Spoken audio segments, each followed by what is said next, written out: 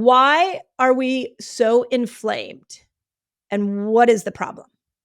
So, I don't know if you've heard this before, but hopefully you have, that they say the root of all chronic disease is chronic inflammation.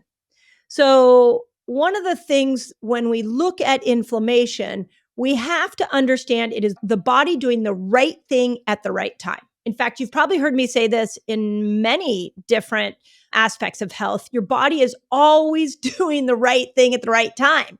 And yet, when a symptom appears, we have a tendency to curse it, ignore it, or medicate it. But symptoms are ways that your body is actually communicating with you. So when we're in a state of chronic inflammation, the body is telling you that it's under a crisis. And in order to handle this crisis, it has brought on this immune response. That's what inflammation is, that it's brought on this immune response to protect it. Now, with that understanding in mind, we have to look at some of the signs and symptoms of chronic inflammation. And they can be everything from joint pain, like aches and pains, to brain fog, to bloating, to trouble with hormones. Hormones can be an inflammatory problem, and I'll explain that here in a second. So the symptoms very much look like anything that has taken you out of your own vibrancy.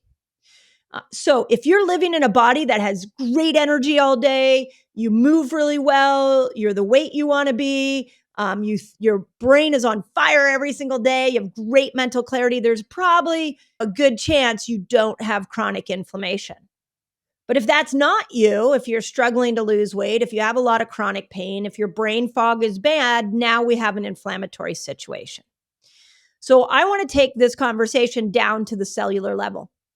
And the way that I look at this is we have 72 trillion cells in our body. And each cell is like its own intelligence within you. And each cell is always responding to the environment that you put it yourself in. Now, this is a key point, and this is something I have been trying to express to my Reset Academy members.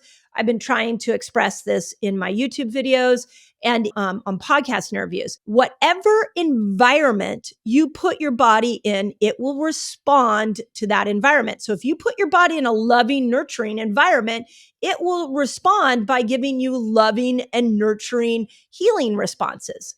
If you put your body in chronic environments where you are constantly eating the wrong foods, hanging around with negative thinking people, toxifying your body with toxic products that are pretty much everywhere now, then your body has to protect itself. And it does that by creating this inflammatory reaction. And each one of these cells on the outer part of the cell has a cellular membrane. And that membrane, the job of that membrane is to breathe. And so it allows the nutrients to come in. It invites hormones to come into the cell. It wants all the goodness that you are doing on a day-to-day environment. It wants to bring that into the cell so the cell can work how it needs to work. But when we are chronically in a state of eating the wrong foods, not moving our body, not getting light, thinking horrible thoughts, chronic barrage of physical, emotional, and chemical toxins, what happens is that cell creates some inflammation around the outside of this membrane so that those toxic things don't get into the cell.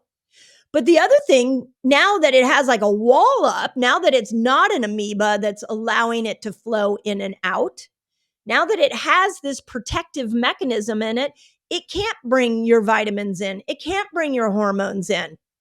It can't bring the good things in because the cell is on shutdown. So we have to start to look at inflammation as the body's initial step at saying there is a crisis at hand and I'm going to do everything I can to protect myself. But we also have to look at inflammation as a systemic problem. It's not just you sprained an ankle. An ankle sprain is a great example of an acute inflammatory process.